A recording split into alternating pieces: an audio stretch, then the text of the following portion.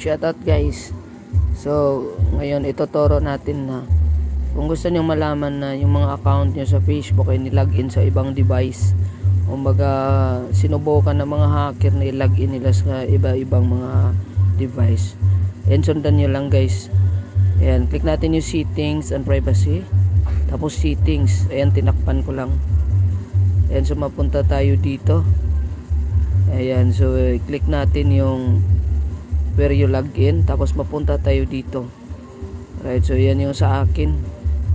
Ayan yung device na ginamit ko guys.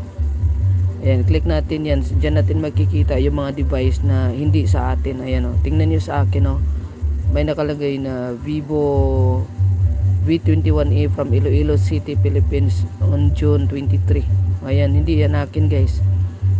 Cebu City, Philippines. Siguro sa isang account, isang Android ko yan. Meron namang Vivo V21e na Katbalogan, Philippines. Hindi sa akin yan.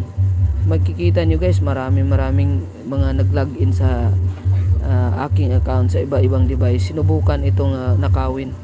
Ayan, mayroon pang Android from Katbalogan. Ayan, so Katbalogan ang tumira sa akin guys. So i-click nyo lang ang ano.